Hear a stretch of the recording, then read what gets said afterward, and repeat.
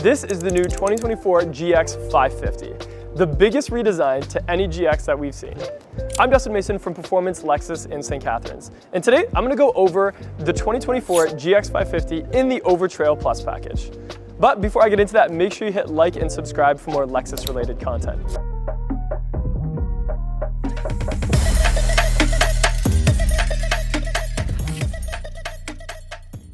Okay, jumping right into it. So as we can see by the design language, the GX is going through a huge redesign. Probably the biggest redesign that we've seen for the GX, but also one of the most exciting ones for Lexus for all of 2024. So as you can see on the front, we have a much smaller upper grille and sort of more just bottom venting. In this particular color, it trims very nicely around that very black grille, and we have a little bit of gray sort of tapering off at the bottom. Being the Overtrail Plus, we do have some sensors built in. They're not hidden super well, but the front-facing camera is tucked away quite nicely. And I did notice it is last year's Lexus emblem, and it does have the heating elements in there for the sensor. But above that is what caught my eye quickest, and that is the hood.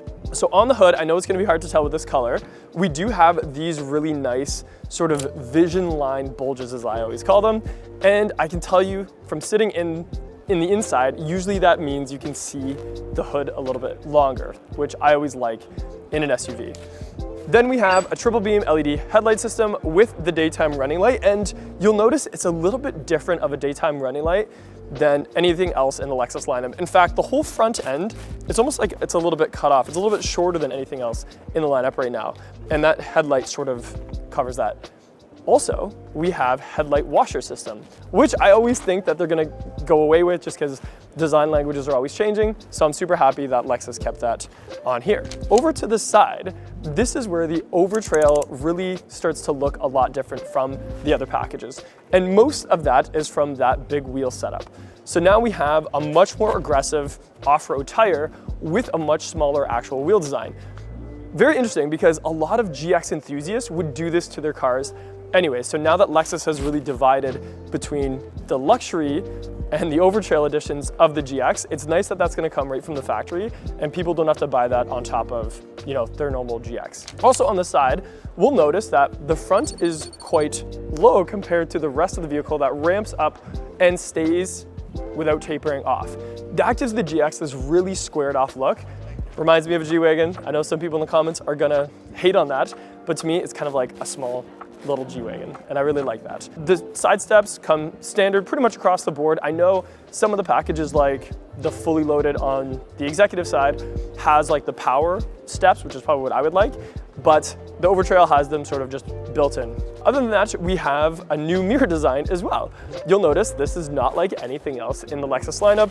It's a little bit more sort of rectangular up and down, I guess you could say. So that creates a really nice vision towards the back, and also it just looks cool. It looks a little bit more rugged. We still have a signal built in to that. And even the texture is a little bit, I don't know, it's a little bit more rugged too. We do have a piano black front facing, and I did notice a camera underneath. I couldn't turn on any electronics, but I'm sure if I could, that would be for the bird's eye view or perhaps some sort of off-roading mode that you can see through the screen, I'm not sure. I don't know how the piano black will hold up if you were off-roading, so that might get a little scratched, but if you're taking your GX off-roading, you probably don't care. Anyway, the rest of the design language. So you can see I'm 6'1". This is how tall the GX is. And even going to that back seat, we see the door panel go up a little bit, but for the most part, it's still a very tall back door. And it's a very solid door as well. It has the regular mechanical door handle, so they didn't go with the E-latch like we saw in the RX and the NX and the TX. So that's very interesting. And then in the back, this third window is also very big. Now, I can imagine if you get the luxury or executive packages, you'll have that third row seating, and that'll be really nice for your back passengers as well. But for the most part, it's just great design language on the side. Going to the back of the GX. So here we have sort of a little bit of a familiar taillight, but a little tweak to it.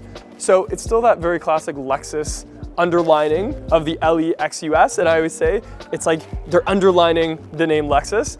So that all lights up. However, it does seem a little bit thicker than, for instance, the LX taillight, which is a really similar design. and this one just is a little bit more of a different take on it. We have a hitch cover down at the bottom, and actually a pretty decent sized ledge here that seems really rugged so that you won't scratch it when you're putting things in and out of this rugged SUV. And Lexus kept the 3 sort of window that can come up. So you just press that button off to the side and this window will separately open. So you can open just the glass itself or the full hatch, just like the classic GX. And we have an exposed wiper here at the bottom. Otherwise, the design language of the rear end is very squared off, sort of like that side profile. And I think Lexus did a really good job with that. Okay, so sitting inside the new GX 550, this is super exciting for me because I have not had any experience with the interior yet. My first impression is it still gives you a little bit of that rugged. Now this is the Overtrail package, so I'm glad to see that it sort of carries on that exterior styling into the inside.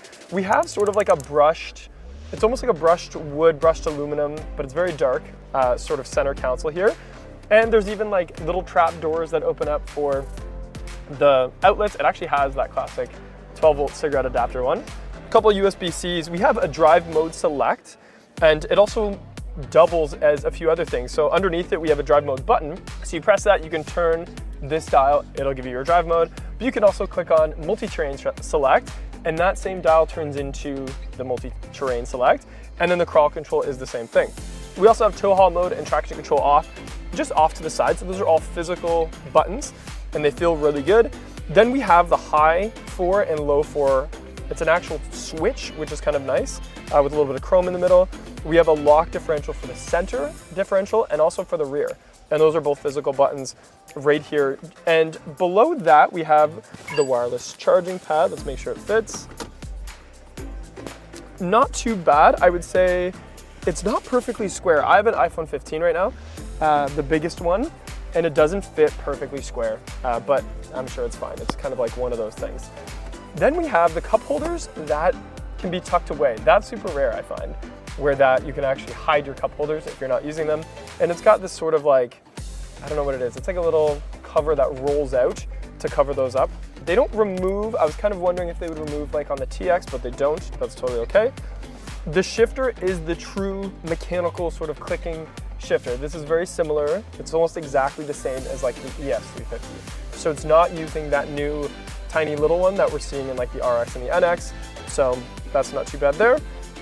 In the center, this being the Overtrail Plus, we do have a cool box. So it's great for keeping waters and drinks and stuff like that. If you're truly overlanding, that'd be a great place to store your drinks. In terms of dashboard layout, I love that it's a small dashboard. What I mean by that is it's not very deep.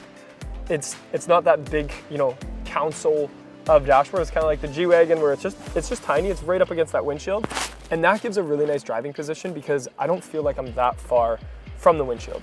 And actually, I need to mention, sitting here, I can see the whole hood and these little beautiful vision lines on the hood that show you sort of where you're headed. And I really like that in a driving experience.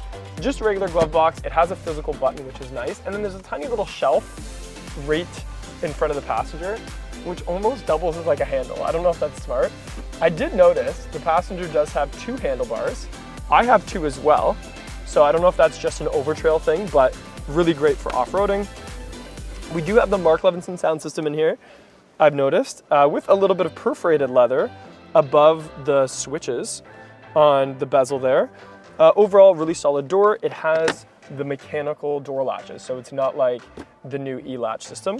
This one has a heads-up display as well as the bigger screen. None of that stuff is on right now, but I do see a driver monitoring device and a few other switches over to the left. But for now, let's go check out the back seat.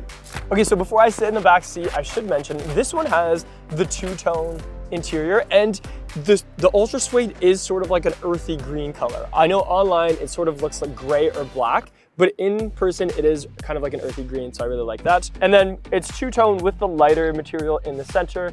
Everything's sort of trimmed up by black or like a dark gray. In terms of size, I'm 6'1". I have a decent amount of space. This seat is pretty far back right now. I think in a normal driving position, it would be up more. But even with that said, I'm totally fine. I have decent headspace. Above me, the seating position is pretty good.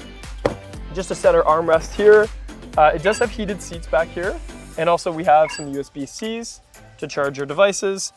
Another cool thing is we have on this package the little window visors that go up. So usually you would see that in something like an LS or an LX in a higher package, or even some of the RXs in the higher package. But for right now, this is in the Overtrail Plus, which is really nice. So I can't complain about that at all. The back of the GX. So this one is the 5-passenger. So we have a much bigger cargo area, and I'm actually impressed on how big it is. I was a little unsure because even the last GX didn't have, a ton back here.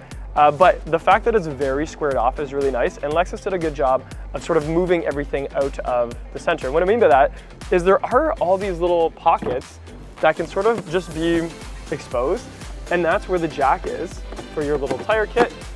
The bottom one is just like a little empty space where you can put loose stuff. And it's kind of nice to have these little supplemental storage spaces.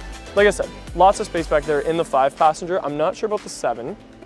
And then underneath the fake floor, we just have a tiny, tiny bit of space for the rest of that tire kit. And then a tonneau cover sort of up top, but very, very useful.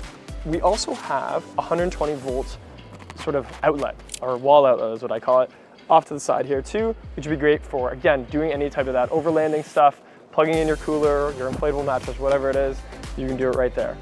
Very useful, this GX. I'm very impressed.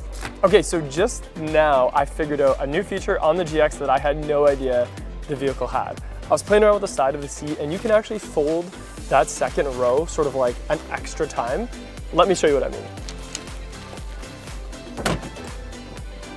So with that, now I've opened up just a little bit more space.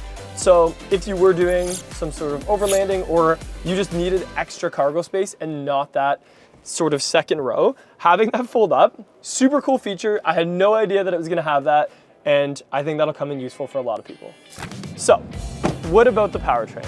Well, for the first time ever, the GX is gonna be offered without a V8, but that's okay because it's the twin turbo V6 that we've seen across the lineup for a number of years. That engine first came out in the LS, and people they were kind of nervous they were gonna miss that V8, and they did not. The LS 500, people always love the power delivery and the fuel economy, and I'm sure the GX is gonna be no different, especially now that that has been fine-tuned. So, all in all, the Overtrail GX is exactly as exciting in person as I thought it was gonna be. It's very nice to see things like massaging seats and some luxury features in a vehicle that's gonna also be offered to sort of like that rugged off-road community. Or, if you wanted, you could always get the executive and go with some really refined luxury. In my opinion, this is gonna be the hottest car in the Lexus lineup for 2024, and I kinda wanna buy one myself. I'm Dustin Mason from Performance Lexus in St. Catharines. Thank you for watching, and let me know what you think in the comments below. Would you get your hands on a GX? See you in the next one.